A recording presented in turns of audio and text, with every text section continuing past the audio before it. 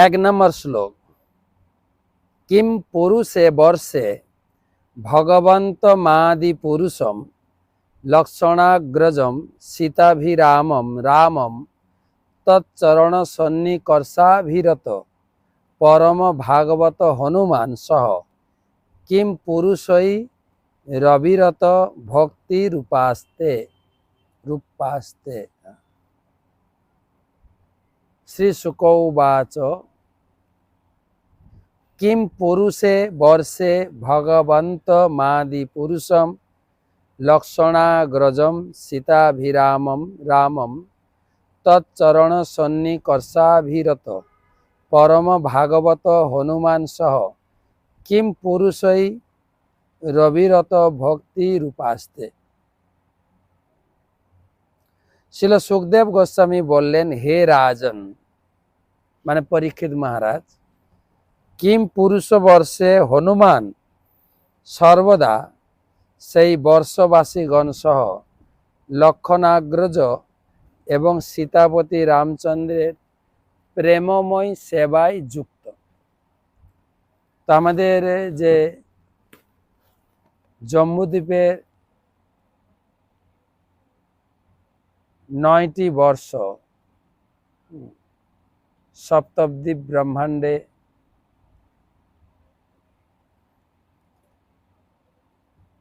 9टी वर्ष 9टी वर्षे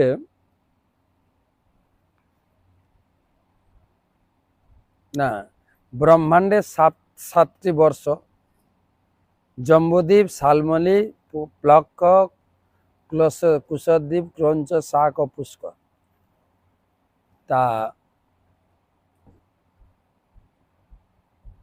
जम्बूद्वीपे 9टी वर्ष की इलावित्त वर्ष आलोचना হয়েছে, ভদ্রাস্য आलोचना হয়েছে, হরিবর্ষ হয়েছে, কেতুমাল হয়েছে, রম্মক হয়েছে, হিরণময় আর কুরুবংশ যেখানে বরাহ অবতার কথা আলোচনা হয়েছে। এখন কিম পুরুষ বর্ষে সেখানে বর্ষবাসীদের আরাধ্য দেবতা নিয়ে আলোচনা শুরু হচ্ছে। কিম পুরুষ বর্ষে ভগবান হচ্ছেন রাম লক্ষণ সীতা आराधना जाएगा। 2 नंबर श्लोक।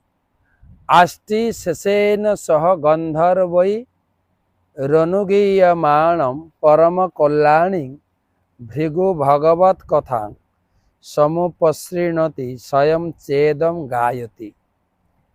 आष्टि शेषेन सह गंधर्वै रनुगीयमाणं परम कल्याणी भर्तृ भगवत कथाम समुपसृणति स्वयं चेदम गायति। अनुवाद। गंधर्वगण सर्वदा श्री रामचंद्रेर महिमा कीर्तने रत। सेई कीर्तन परम कल्याणमयी। किम पुरुष वर्षपति आस्तिसेन सह हनुमान निरंतर अत्यंत मनोयोग सहकारे सही महिमा श्रवण करें। हनुमान निम्नलिखित मंत्र द्वारा गान करें। हनुमान की मंत्र द्वारा गान करें एवं सर्वदा भगवान रामचंद्रेर गुण कीर्तने मग्न थाकेन। हनुमान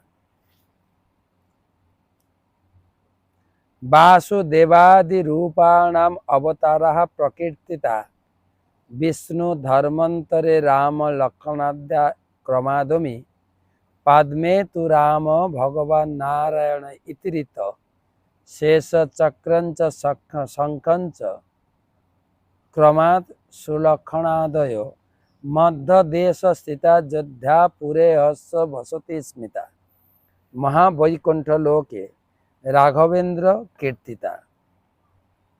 विष्णु धर्मत्रे वर्णित श्री रामचंद्र तार भाता लक्षण भरत शत्रुघ्न यथाक्रमे वासुदेव संकर्षण प्रद्युम्न अनिरुद्धेर अवतार। त्रेता जुगे भगवान चतुर्धा मूर्तिते हये एसेछिलेन। राम লক্ষণ ভরত শত্রুঘ্ন, বাসুদেব শঙ্কর্ষণ প্রদ্যুম্ন অনিরুদ্ধ, এই 4 রূপে এসেছিলেন। এবং সীতাও 4 রূপে এসেছিলেন। ভগবানের যেরকম 4 ভাই রাম লক্ষণ ভরত শত্রুঘ্ন, সীতারাও 4 বোন ছিলেন। সীতা, তারপরে মান্ডবী, তারপরে সুমিত্রা, আর আরেকজন কি নাম, সুতকীর্তি, 4 বোন তারা। তো ভগবান 4 রূপে এসেছিলেন। আর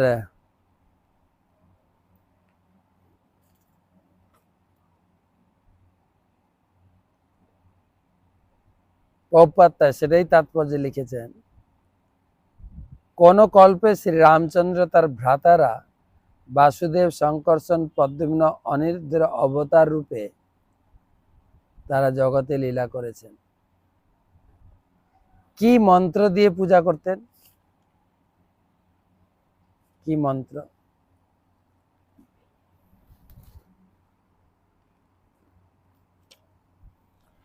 ওং নমো ভগবতে উত্তম শ্লোকায় নমো আর্য লক্ষণ শীতব্রতায় নমো উপশিক্ষিতাত্মন উপাসিত লোকায় নমঃ সাধুবাদ নিকষণায় নমো ব্রাহ্মণ দেবায় মহাপুরুষায় মহারাজায় নমঃ ইতি। প্রত্যেক কল্পে বিভিন্ন ভগবানের ভিন্ন ভিন্ন নামে পূজা করার পদ্ধতি। ওং নমো ভগবতে উত্তম শ্লোকায় নমো আর্য লক্ষণ শীলব্রতায় নমো উপশিক্ষিতাত্মন উপাসিত লোকায় নমো সাধুবাদ নিকষণায় নমো ব্রাহ্মণ দেবায় মহাপুরুষায় মহারাজায় নমঃ ইতি। শুধু নম নম নম নম, ভগবানকে নমস্কার।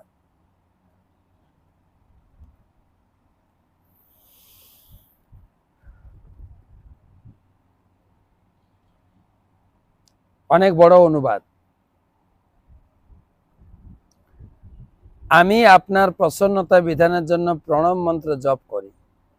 সর্বশ্রেষ্ঠ পুরুষদের মধ্যে শ্রেষ্ঠ আপনাকে আমি সশ্রদ্ধ প্রণতি নিবেদন করি। আপনি আর্যদের সমস্ত সদ্গুণের উৎস।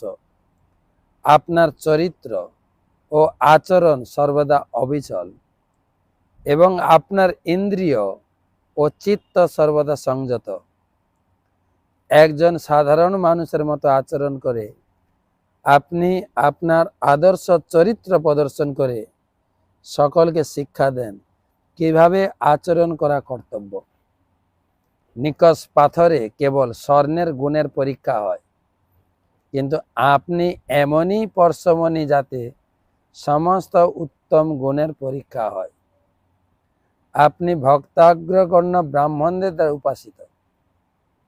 হে পরম পুরুষ, হে রাজাধিরাজ, আমি আপনাকে আমার সশ্রদ্ধ প্রণতি নিবেদন করি।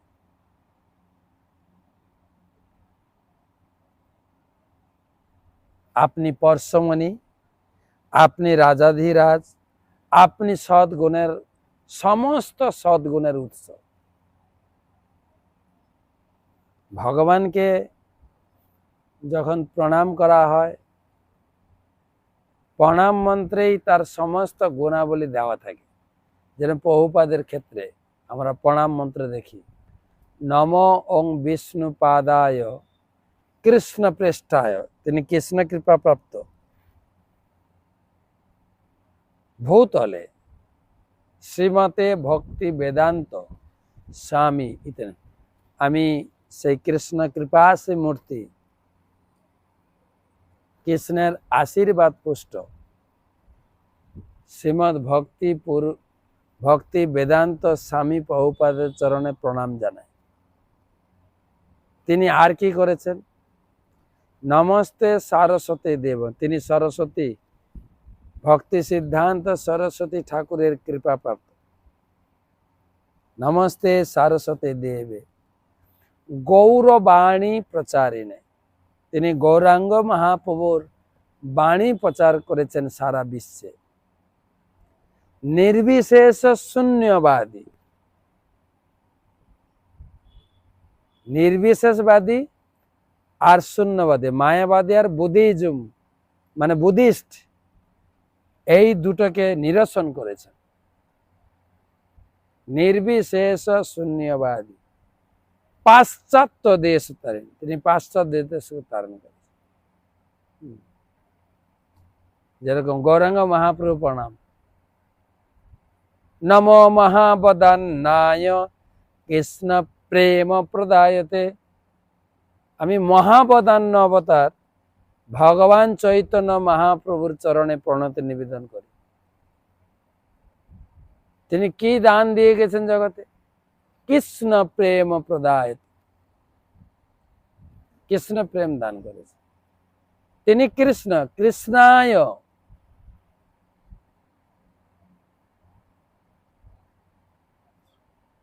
কৃষ্ণ চৈতন্য নাম, কৃষ্ণ তিনি কৃষ্ণ, বর্তমান তিনি কৃষ্ণ চৈতন্য নামে জগতে প্রকাশিত। গৌরাত্মিসে নাম, গৌর তার গায়ের রং হচ্ছে গৌর বর্ণ, সোনার মতো। রাধারানীর প্রণাম মন্ত্র, তপ্ত কাঞ্চন গৌরাঙ্গী, তার শরীর কাঁচা সোনার মতো দেখতে, তিনি গৌরাঙ্গী, গৌর অঙ্গী। রাধে বৃন্দাবনেশ্বরী, তিনি রাধারানী, তিনি হচ্ছেন বৃন্দাবনের ঈশ্বরী। বিষভানু সুতং দেবী, তিনি হচ্ছেন বিষভানু মহারাজের কন্যা। প্রণমামি, প্রণমামি আমি প্রণাম করি, তিনি হচ্ছেন হরিপ্রিয়ে, হরির প্রিয়। সেরকম ভগবান রামচন্দ্রে ওং নম ভগবতে উত্তম শ্লোক, তিনি উত্তম শ্লোকের দ্বারা বন্দিত বা উপাসিত। আর্য লক্ষণ শিলব্রতায় নম, আর্যদের যত সদ্গুণাবলীর তিনি উৎস। উপশিক্ষিতাৎ মানে উপাসিত লোকায়, আপনার আচরণ, আপনার চরিত্র সর্বদা অচল। সাধুবাদ নিকষণায় নম, সাধু চরিত্রের লোকেরা তোমাকে বা আপনাকে পূজা করে মতো, সবাই পূজা করতে পারে না। মহাপুরুষায় মহারাজায়, সমস্ত পুরুষদের আপনি উৎস, সমস্ত রাজাদের মধ্যে রাজাধিরাজ, আপনাকে প্রণাম করি। তো আরো পরপর বন্দনা রয়েছে, আমরা আজকে এই 3টা শ্লোক পড়লাম। এখন ভাদ্র পূর্ণিমা উৎসব চলছে। আপনারা মায়াপুরে যারা আছেন তারা তো ক্লাস শুনছেন, প্রতিদিন প্রায় 1000 লোক বসে ভাগবত ক্লাস শুনছেন।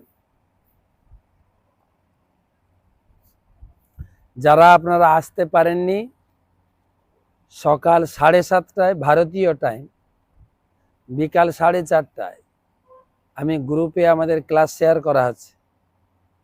তো আপনারা দেখবেন, আপনি ভাদ্র পূর্ণিমায় 7 দিনও ভাগবত কথা শুনতে পাবেন ঘরে বসে। আর প্রচুর পরিমাণে শেয়ার করবেন, লোক শেয়ার দেবেন। তো প্রথম দিন 1 তারিখে আমরা আলোচনার যে পরম পূজ্য ভক্তি প্রচার পরিব্রাজক স্বামী মহারাজ যে ভীষ্ম স্তুতির উপরে ক্লাস দিয়েছিলেন, তার একটা সামারি আপনাদের দিয়েছি। গতকালকে যদিও টক শোটা চালানো, টক শোটা আমরা ভাবছিলাম 6 তারিখে করব, একটু আগে দিলাম যাতে আপনারা বাড়িতে ভাদ্র পূর্ণিমা অনুষ্ঠানের প্রস্তুতি নিতে পারেন, সেজন্য আগে ছেড়েছি। আর 2 দিন ব্যাপী ভাগবতের বিভিন্ন বিষয়, বিশেষ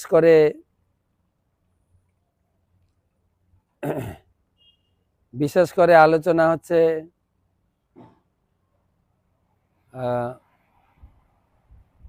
কুন্তী দেবীর স্তুতি, কুন্তী স্তুতি আলোচনা হবে। তো কুন্তী স্তুতি পৌঁছাতে গিয়ে তার আগের বিষয় কিছু আলোচনা, যারা শুনছেন ক্লাস আরেকবার আপনারা শুনুন। কুন্তী স্তুতির কাছে পৌঁছাতে গিয়ে সুত গোস্বামী বর্ণনা করলেন কুরুক্ষেত্রের যুদ্ধ প্রায় শেষ। কুরুক্ষেত্রের মাঠে দুর্যোধন উরুভঙ্গ হয়ে পড়ে আছে, আর উরুভঙ্গের যে যন্ত্রণা, শোক, আর্তনাদ করে কাঁদছেন। রাত্রে পাশে গাছের গোড়ায় বসছিলেন দুর্যোধনের 3 বন্ধু, অশ্বত্থামা, কৃতবর্মা, কৃপাচার্য। দুর্যোধনের আর্তনাদ শুনে তারা মনে মনে বিচার করলেন যে দুর্যোধনকে খুশি করার জন্য আমাদের কিছু করা উচিত। কি করব? এই আজকের রাত্রে পাণ্ডবরা যেহেতু জিতে গেছেন, তারা নিশ্চিতে ঘুমাচ্ছে, তাদেরকে আজকে এই মধ্যরাত্রে অস্ত্রহীন অবস্থায় বধ করে এই সংবাদটা যদি দুর্যোধনকে দিতে পারি, অ্যাটলিস্ট মৃত্যুর আগে নিশ্চিত হয়ে যাবেন যে পাণ্ডব বংশ শেষ। কিন্তু লীলাধারী, চক্রধারী ভগবান কৃষ্ণ যাকে রক্ষা করবেন তার চক্র দিয়ে, কেই বা তাকে কি করতে পারে?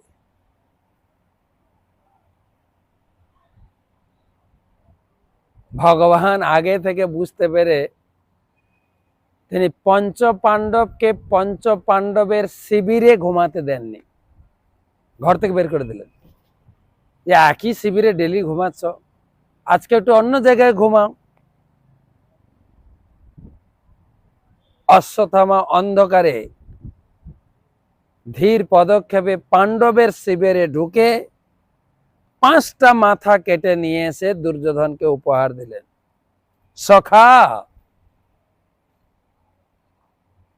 তোমার সন্তুষ্টি বিধানের জন্য আমি একটা অসম্ভব কার্যকে সম্ভব করে এসেছি। যে কি সেটা? পঞ্চ পাণ্ডবের গলা কেটে নিয়ে এসেছি তোমাকে উপহার দেওয়ার জন্য, যাদেরকে মারার জন্য আমাদের এত বড় পরিকল্পনা। তোমার এই পরিকল্পনা বা মিশন সাকসেস হয়েছে। দুর্যোধন একটু চিন্তিত হলেন। দুর্যোধন উত্তরে বললেন, না, পঞ্চ পাণ্ডবের কেউ কিছু করতে পারবে না, কেউ কিছু করতে পারবে না।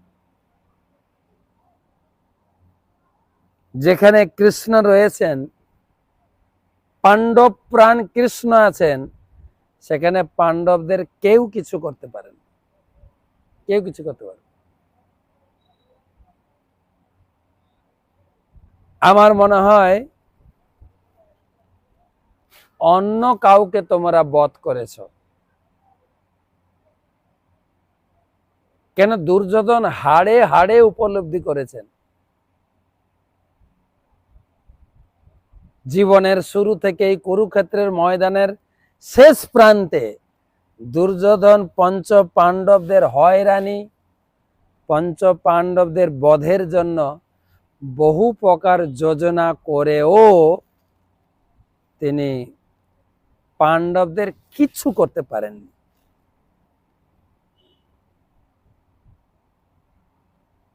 তাই তিনি স্বীকার করলেন না যে পঞ্চপাণ্ডবদের কিছু ক্ষতি করেছ তুমি, না, বলে আমি মাথা কেটে এনেছি তোমাকে উপহার দেওয়ার জন্য। বলে দেখি তো একখানা মাথা।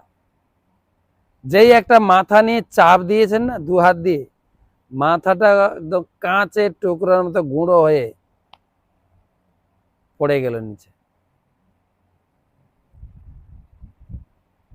বলে বন্ধু সখা,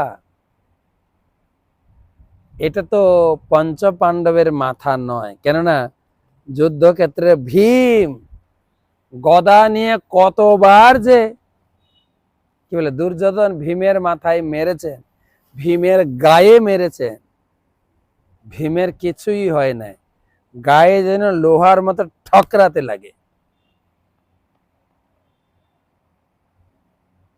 এ তো তুমি ভারী অন্যায় করেছ। এটা হচ্ছে পঞ্চপাণ্ডবের পুত্রের মাথা। হায় হায় হায়, আমার বংশটাকে তুমি নাশ করে ফেললে। আমার বংশে তো আর কেউ বেঁচে নেই, পঞ্চপাণ্ডবের আর সন্তান নেই, 5টা সন্তানকে তুমি মেরে দিলে, আমার ভাইদের কোনো সন্তান নেই।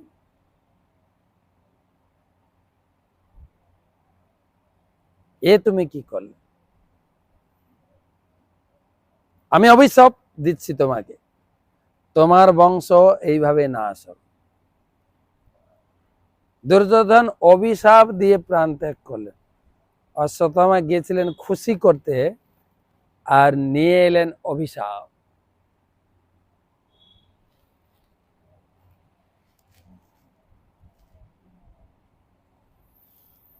পঞ্চপাণ্ডবের পঞ্চপুত্রের মৃত্যু।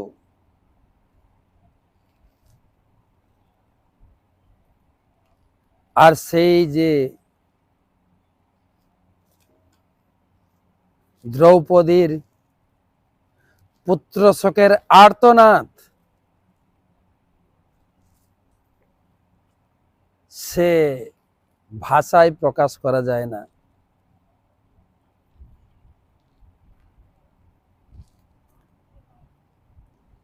হাহাকার করে কাঁদছেন, বৎসহরা গাভীর মতো বিচলিত হয়ে পড়েছেন দ্রৌপদী। অর্জুন এলেন, অর্জুন এসে বলছেন দ্রৌপদীর এই অবস্থা দেখে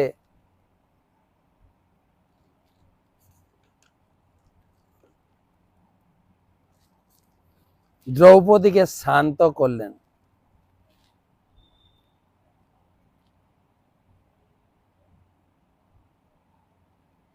যে ভর্তু প্রিয়ব্দৌ রণীতি স্ম পশ্যন কৃষ্ণা সুতানাম শপতাম শিরাংসি। হে দেবী দ্রৌপদী, তুমি দুঃখ করো না। যে ব্রহ্মবন্ধু তোমার পুত্রদের হত্যা করেছে, তার মাথা কেটে তোমাকে উপহার দেব। সেই মাথার উপরে দাঁড়িয়ে তুমি স্নান করবে, তোমার চোখের জল মুছিয়ে দেব।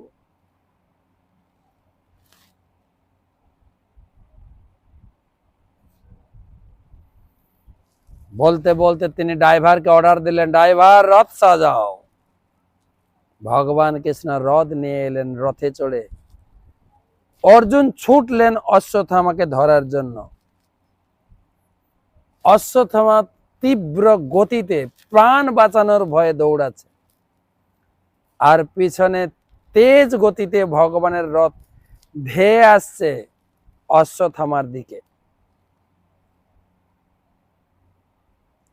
অশ্বত্থামার রথ আর চলছে না।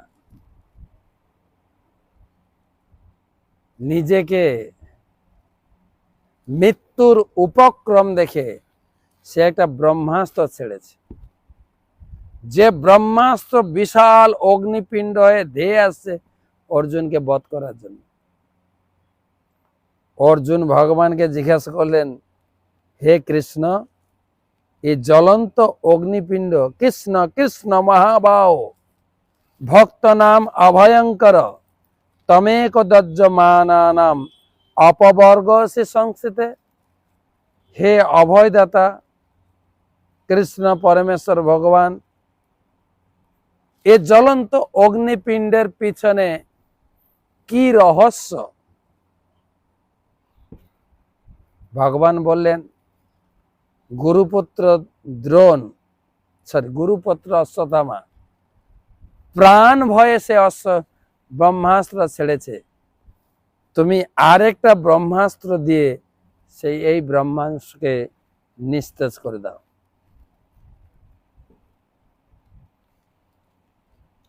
তখন নিস্তেজ হওয়ার পরে ছুটে গিয়ে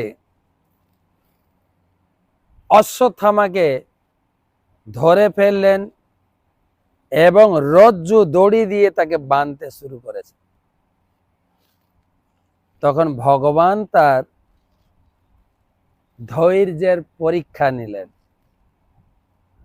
নৈনং পার্থসি স্ত্রাসু ব্রহ্ম বন্ধু মিমং জয়ী জোহসাবনা সুপ্তান অবধিস নিঃশিবালকান। একই, তুমি তো এর মাথা কেটে নিয়ে দ্রৌপদীকে উপহার দেবে বলেছ, বধ করো, তুমি একে বাঁধছ কেন? এ নিদ্রিত অবস্থায় নিরপরাধ শিশু হত্যাকারী পাপী ব্রহ্মবন্ধু, একে হত্যা করো। যে অপরকে বধ করে নিজের প্রাণ পরিপোষণ করে তাকে বধ করাই শ্রেয়। তার মানে আমরাও তো মাছ মাংস পশু মেরে খেয়ে আমি বাঁচবো ভালো করে।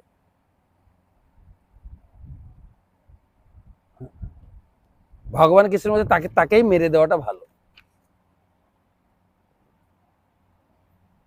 কুলাঙ্গার কথাকার, অবোধ শিশুদের হত্যা করে আবার দুর্যোধনকে খুশি করবে কি? দুর্যোধনও খুশি হলো না এর কাজে। এই অশ্বত্থামাকে বধ করো না বেঁধে। সুত গোস্বামী বলছেন, এবং পরীক্ষিত ধর্মম পার্থ কৃষ্ণের চোদিতা নৈষধন্তম গুরুসুতং যদ্যপাত্মহনম মহান।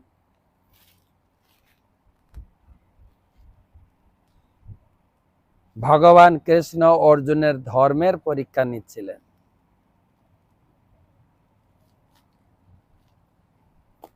কিন্তু অর্জুন তাকে বধ না করে রজ্জুবদ্ধ করে ঘরে গিয়ে দ্রৌপদীর সামনে খাড়া করে দিলেন, তোমার পুত্র হত্যাকারীকে দর্শন করো। এখন তুমি বলো, তুমি যদি চাও একে হত্যা করতে পারো, তোমার ইচ্ছাই প্রাবল্য।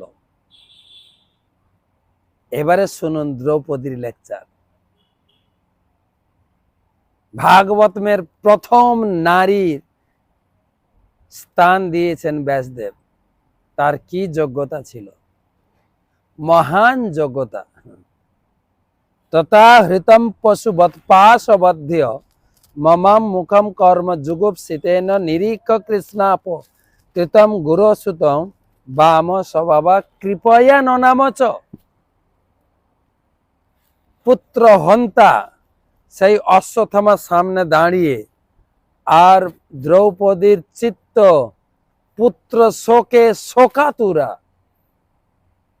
পুত্র হন্তা সামনে তাকে শাস্তি দিয়ে, হয়তো আমরা যেভাবে পেপার পত্রিকায় নিউজে দেখি, আমার পুত্রকে হত্যা করেছে, এর আমি বধ চাই, তাহলে হৃদয়টা শান্ত হয়। কিন্তু মাতা দ্রৌপদীর চিন্তা দেখেন, ওকে বধ করা তো দূর কথা, নেমে এসে প্রণাম করলেন। ননামচ, ননাম মানে প্রণাম, আর বললেন, হায় হায় হায়, এ কি করেছো? গুরুপুত্রকে এরকম বেঁধে নিয়ে এসেছো, অন্যায়। উবাচ চাষ হন্তাস্ব বন্ধানায় নয়ন সতী মুচ্চতাম শেষ ব্রাহ্মণ নিতরাঙ্গুর। আরে ছি ছি ছি, বাঁধন খুলে দাও এক্ষুনি, বাঁধন খুলো, মুচ্যতা মুচ্যতা। কেননা ব্রাহ্মণ নিতরাম গুরু, ব্রাহ্মণ সবসময় আমাদের পূজাগ্র, পূজনীয়, তাকে পূজা করা উচিত। দেখেন দ্রৌপদী নিজের পঞ্চপুত্র শোকের জ্বালা হৃদয় জ্বলছে, তথাপি ধৈর্য সহকারে কিরকম বলছেন, এই ব্যক্তি কোন প্রকারের মৃত্যুদণ্ডের অধিকারী হতে পারে না।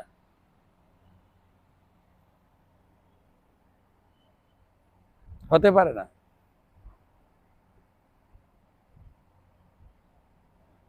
এনাকে প্রণাম করা উচিত। ক্ষত্রিয়ের কাছে ব্রাহ্মণ সবসময় প্রণাম। পারবেন আপনি? আমাদের এক একটা রোগা পাতলা ছেলে যদি মারা যায়, কারো কারণে যদি মারা যায়, তার উপরে প্রতিশোধ না নিলে আমাদের হৃদয়টা শান্ত হয় না। কত ধৈর্য, কত সংযম, যার ফলে দ্রৌপদী যুক্তি দেখিয়ে বলছে নাকি ছেড়ে দাও। আরো কয়েকটা শ্লোক বলবেন। তদ ধর্মজ্ঞ মহাভাগ ভবদ্ভি গৌরবম কুলম বৃজিনম নারহতি প্রাপ্ত্যম পূজ্যম বন্দম ভীক্ষণ। হে মহাযশস্বী, হে ধর্মবিদ, সর্বদা আমাদের পূজ্য বন্দনীয় গুরুকুল যেন দুঃখ প্রাপ্ত। আমাদের গুরুকুল, এর বাবার কাছ থেকে আপনি সবকিছু ধনুর্বেদ আদি যুদ্ধবিদ্যা শিক্ষা লাভ করেছেন, তার ছেলের প্রতি এইরকম আচরণ আমাদের, ছি ছি ছি। আমাদের গুরুকুল, গুরুদেব, তার পরিবার সব সময় যাতে খুশি থাকে, আনন্দ থাকে, সেই রকম আচরণ করতে হবে। আরেকটা কঠিন কথা বললেন, খুব কঠিন কথা।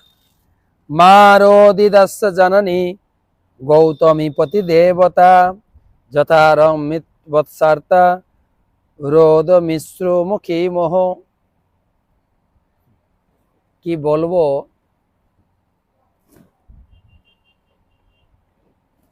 পুত্র শোকের, পুত্র বিরহের জ্বালা আমি অনুভব করেছি, পুত্র বিরহের জ্বালা আমি অনুভব করছি। তো আমি কি অন্য কাউকে সেই পুত্র শোকের জ্বালা দিতে পারি? না। আমি চাই না মার অধীরস্য, আমি যেরকম কষ্ট পেয়েছি অন্য কেউ যেন এই রকম কষ্ট না পায়, বললেন।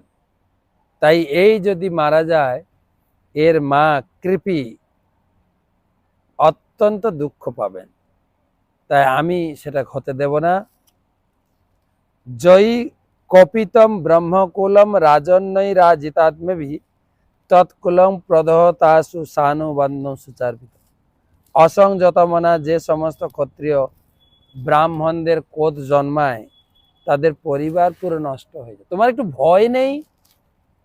ক্ষত্রিয় হয়ে আমরা ব্রাহ্মণকে কি সাহসে শাস্তি দিতে পারি?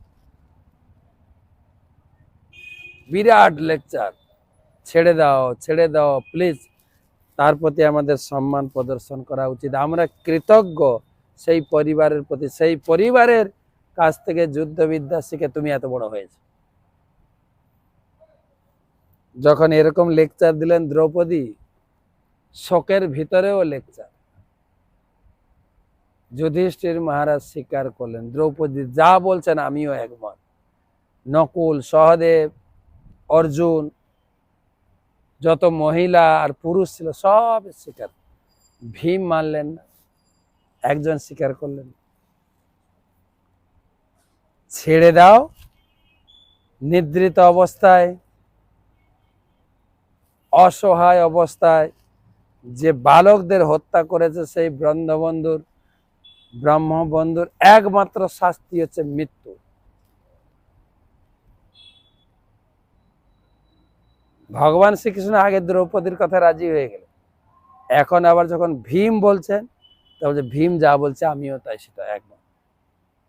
অর্জুন কি করবেন চিন্তা করতে না পেরে ভগবানের ইঙ্গিত বুঝে অশ্বত্থামাকে বধ না করে বন্ধন খুলে দিয়ে তার মণি ছেদন করে পাঠিয়ে দিলেন।